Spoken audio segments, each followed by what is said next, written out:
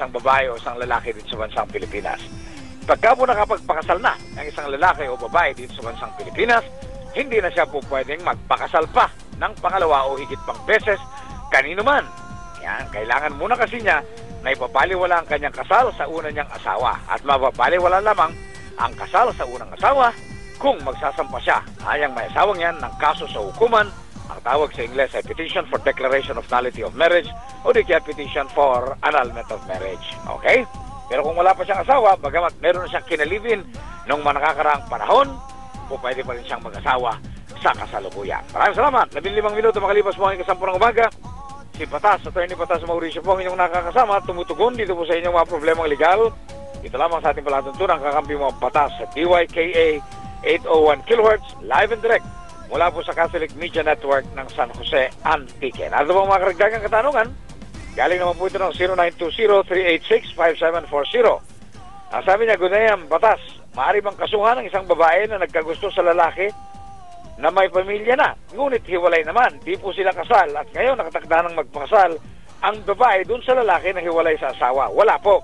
Katulad po na binabanggit natin kanina, kung hindi pa kasal yung lalaki doon sa una niyang pinakisamahan, kahit na sila'y nag-live-in, kahit na sila'y may mga anak ng kanyang naunang pinakisamahan o naunang kinalivin, hindi po nagkakaroon ng balakid sa kanyang pagpapakasal na muli sa ibang babae. Kasi pag hindi pa kasal ang isang lalaki sa ibang babae o di pa kasal ang isang babae sa ibang lalaki, ay nananatili ang kanyang karapatang magpakasal sa ibang lalaki o sa ibang babae. Wala po siyang nilalabag na batas. At yung kanyang pakakasalan, yung babae na pakakasalan ng isang lalaking may dating kalivin, wala rin pong pananagutang kriminal. Maraming salamat.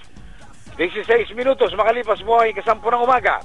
Si Patas, Attorney Patas Mauricio pa rin ang inyong nakakasama. Tumutugon po sa inyong mga problemang legal.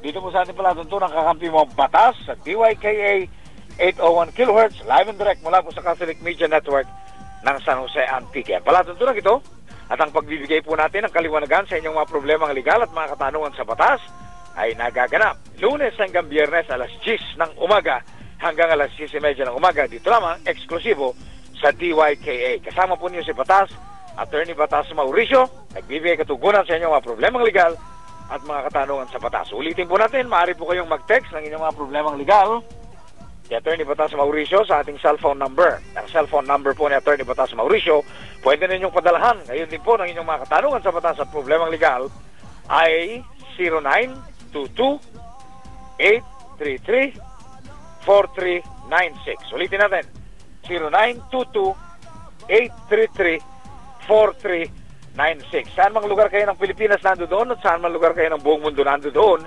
maaari po kayo mag-text sa akin para matugunan natin inyong mga problemang legal at katanungan sa batas. Ulitin natin, ang cellphone number ni Attorney Patas Mauricio, 0922-833-4396. Narito mga katanungan, galing na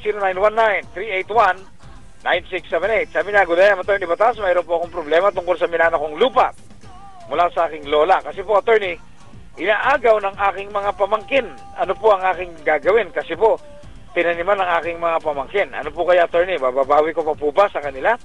Kasi po, nasa barangay na po ito. Kailangan ko po ang tulong, Attorney. Sa text na lang po ninyo ako sasagutin.